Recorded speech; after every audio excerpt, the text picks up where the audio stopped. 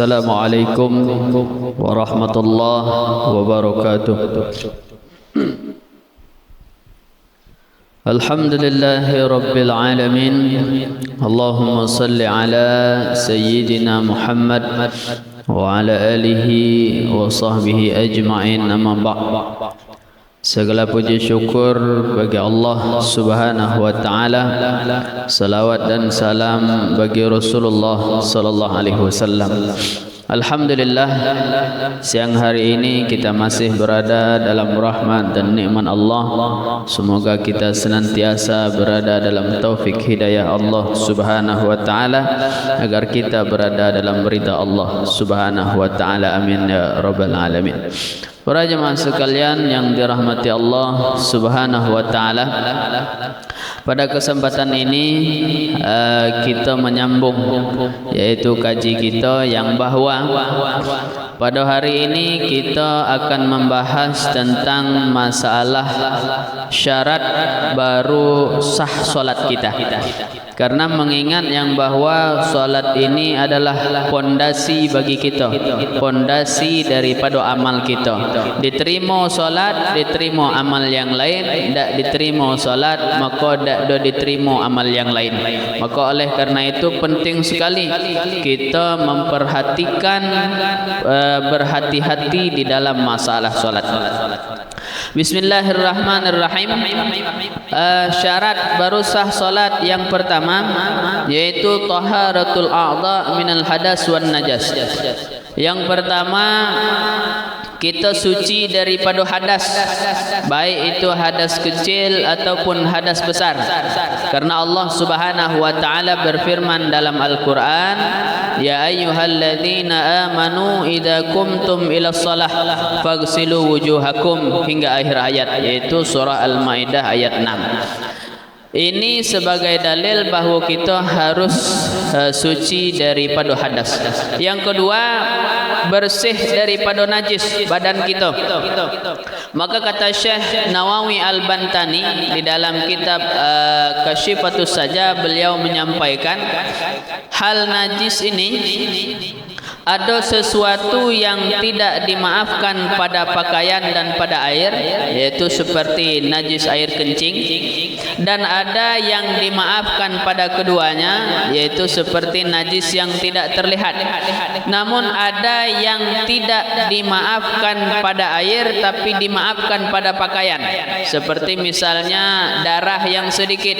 Kalau darah yang dikit pada air itu tidak dimaafkan, tetapi kalau kena pada pakaian kita dikit maka dimaafkan.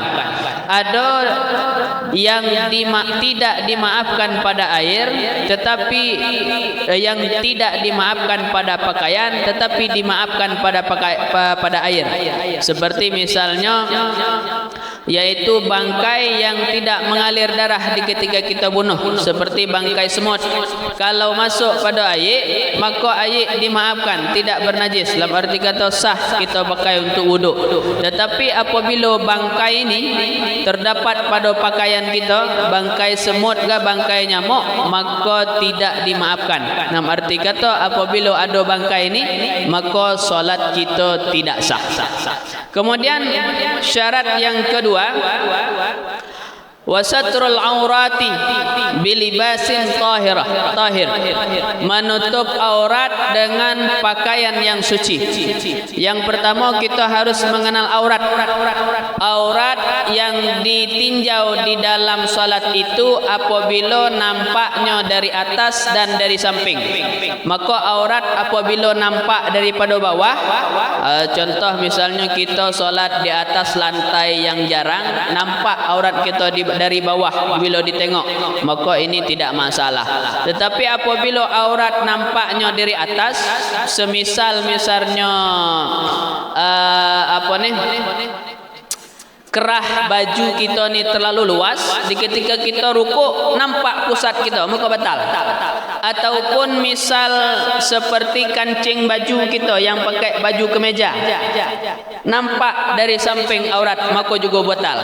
Yang sangat rawan sekali bagi yang solat menggunakan celana lepis dan bajunya itu agak pendek.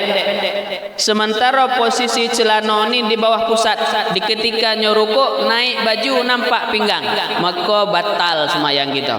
Maka ada baiknya bagi kita-kita yang dari rumah mungkin jauh, sediakan dari rumah kain enggak selai masuk dalam jok motor ataupun yang bawa mobil taruh dalam mobil supaya antisipasi jangan sampai kita solat dengan celana sehingga bisa nampak daripada aurat.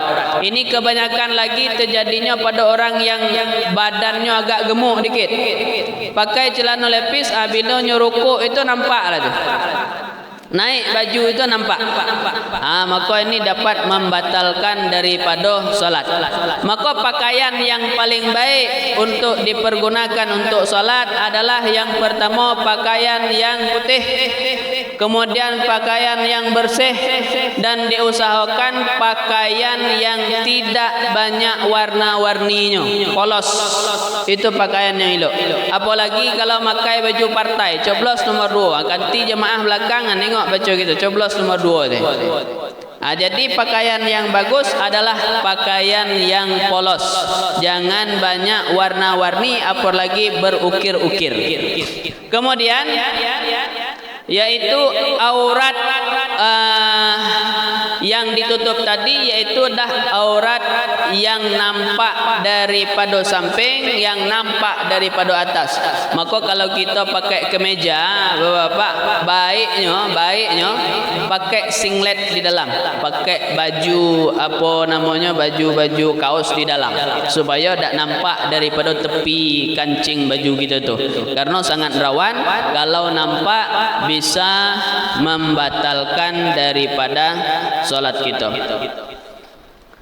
Kemudian yang selanjutnya yaitu wal wuqufu ala makanit tahir, berdiri pada tempat yang suci.